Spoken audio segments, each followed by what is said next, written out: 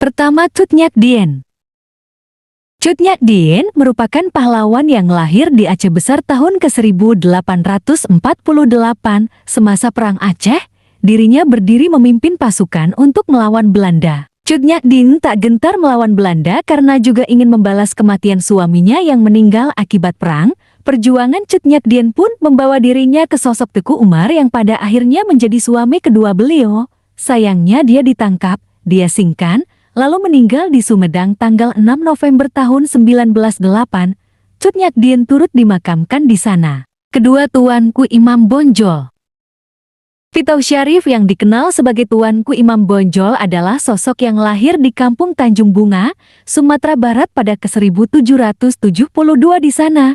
Dia adalah seorang ulama dan pimpinan masyarakat. Sebagai buntut pertentangan kaum adat dan kaum padiri kaum agama, Imam Bonjol akhirnya melawan Belanda. Dirinya berjuang bersama kaum padiri pada tahun 1803 sampai ke 1838. Gara-gara pengkhianatan Belanda, Imam Bonjol ditangkap dan diasingkan ke Cianjur, lalu Ambon, hingga yang terakhir ke Manado. Imam Bonjol pada akhirnya wafat pada 6 November tahun 1864 saat usianya 92 tahun. 3. Jenderal Sudirman. Jenderal Sudirman lahir di Bodas Karangjati tanggal 24 Januari tahun 1916. Dia adalah seorang panglima besar sekaligus jenderal pertama dan termuda di Indonesia. Ketika berusia 31 tahun, Jenderal Sudirman bergabung dengan pahlawan kemerdekaan yang lain dalam melawan penjajah Jepang, Belanda, serta sekutu. Jenderal Sudirman berjuang dengan luar biasa, bahkan saat sakit pun dia tidak menyerah dan melawan musuh bersama anak buahnya. Dirinya meninggal akibat penyakit pada tanggal 29 Januari tahun 1950 di Magelang, lalu dimakamkan di Taman Makam Pahlawan Semaki di Yogyakarta. 4. Pangeran Diponegoro. Pangeran Diponegoro memiliki nama kecil Raden Masonto Wiryo. Ia lahir di D.I. Yogyakarta pada 11 November tahun 1785. Pangeran Diponegoro merupakan anak sulung Sultan Hamengkubuwono III yang dikenal sejak kepemimpinannya pada Perang Diponegoro tahun 1825 sampai 1830. Perang tersebut menelan korban terbanyak dalam sejarah Indonesia. Pada tahun 1830, Belanda bersiasat licik dengan pura-pura mengajak Pangeran Diponegoro untuk berunding di Magelang. Dalam perundingan itu, dia ditangkap lalu dibuang ke Manado. Setelah dari sana, dia dipindah ke Ujung Pandang dan meninggal di sana tanggal 8 Januari tahun 1985. Selain dianugerahi sebagai pahlawan nasional, Pangeran Diponegoro juga mendapat beberapa penghormatan seperti didirikannya Museum Monumen Pangeran Diponegoro, serta namanya dijadikan sebagai nama jalan, stadion, hingga universitas. 5. Sultan Hasanuddin. Sultan Hasanuddin memiliki julukan ayam jantan dari timur. Dia adalah pahlawan nasional asal Sulawesi Selatan yang merupakan putra kedua dari Sultan Maliku Said. Sultan Hasanuddin lahir tahun 1631 di Makassar. Pasca diangkat sebagai Sultan Kerajaan Gowa, dia berusaha menggabungkan beberapa kerajaan kecil di wilayah Indonesia Timur dan melawan Belanda dengan sengit. Hal ini mengakibatkan Belanda meminta bantuan tentara ke Batavia untuk menerobos benteng terkuat Gowa, yakni Somba Opu, pada tanggal 12 Juni tahun 1669. Sultan Hasanuddin kemudian mengundurkan diri dan wafat pada 12 Juni tahun 1670.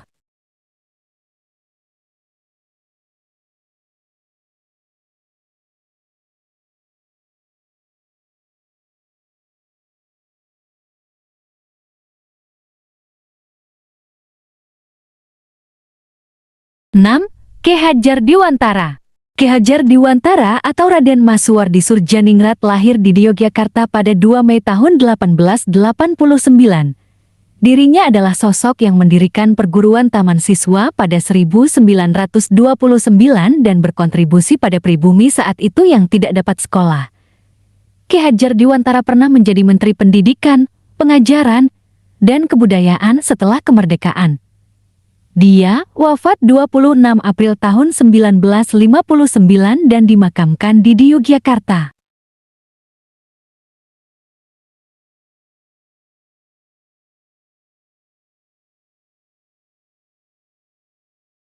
Tujuh, Kapitan Patimura.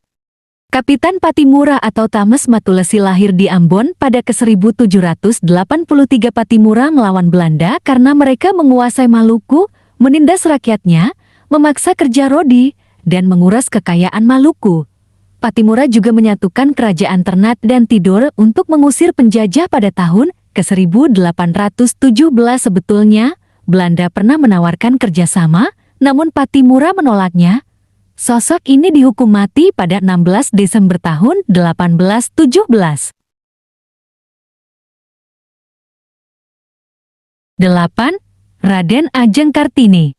Raden Ajeng Kartini lahir sebagai putri Bupati Jepara pada tanggal 21 April tahun 1879.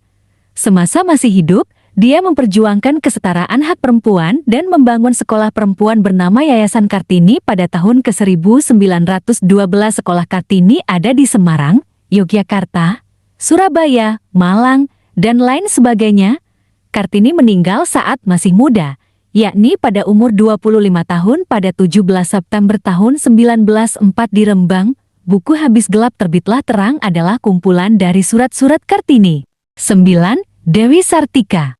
Selain Kartini, ada pula pahlawan nasional Dewi Sartika yang memperjuangkan pendidikan khusus perempuan. Dia lahir pada 4 Desember tahun 1884 di Cicalengka. Dewi Sartika memiliki latar belakang keluarga ningrat yang membuatnya bisa mengenyam pendidikan, sehingga dirinya terinspirasi mendirikan sekolah istri atau sekolah khusus perempuan se-Hindia Belanda. Berkat jasanya itu, Dewi Sartika juga mendapat anugerah bintang perak dari pemerintah Hindia Belanda. Saat Perang Kemerdekaan, Dewi Sartika mengungsi ke Chinan dan wafat pada 11 September tahun 1947. 10. Prof. Muhammad Yamin. Muhammad Yamin adalah anggota yang Sumatranan Bon yang lahir pada 28 Agustus tahun 1903 di Sawah Lunto. Tokoh ini dikenal sebagai bagian dari yang merumuskan Sumpah Pemuda dalam Kongres Pemuda Kedua serta penggagas falsafah Pancasila dalam BPUPKI. Muhammad Yamin meninggal pada 17 Oktober tahun 1962 dan dikebumikan di tanah kelahirannya. 11. Sutan Syahrir. Sutan Syahrir lahir pada 5 Maret tahun 1909 di Padang Panjang, Sumatera Barat.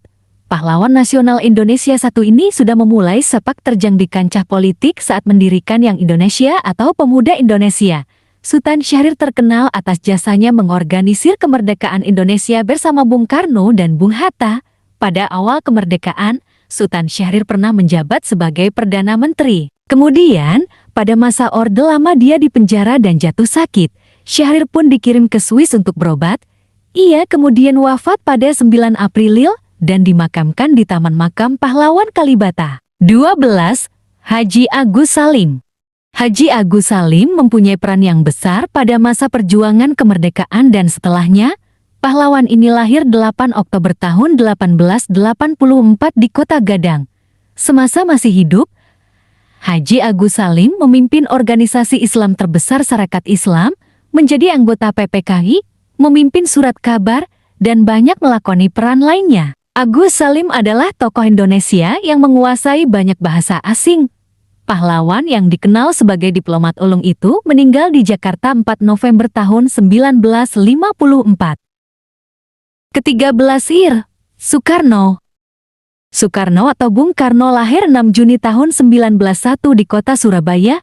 Sejak sekolah di HBE Surabaya, dia sudah aktif dalam aktivitas pergerakan nasional. Setelah sepak terjangnya itu, Bung Karno menjadi Presiden Indonesia pertama mulai tahun 1945 sampai ke 1967. Banyak peran penting yang dilakoni Bung Karno, mulai dari mencetuskan dasar negara Pancasila, menjadi proklamator, hingga orator yang membangkitkan semangat perjuangan rakyat. Bung Karno wafat 21 Juni tahun 1970 dan dimakamkan di Blitar, Jawa Timur. 14. Diras Muhammad Hatta. Bung Hatta lahir tanggal 9 Agustus tahun 1902 di Bukit Tinggi. Pahlawan nasional ini pernah menempati banyak posisi penting, contohnya Perdana Menteri dalam Kabinet Hatta I, Hatta II serta RIS. Wakil Presiden pertama Indonesia ini juga mendapat julukan Bapak Koperasi. Dirinya dan Bung Karno disebut sebagai pahlawan proklamator. Bung Hatta meninggal di Jakarta pada Maret tahun 1980.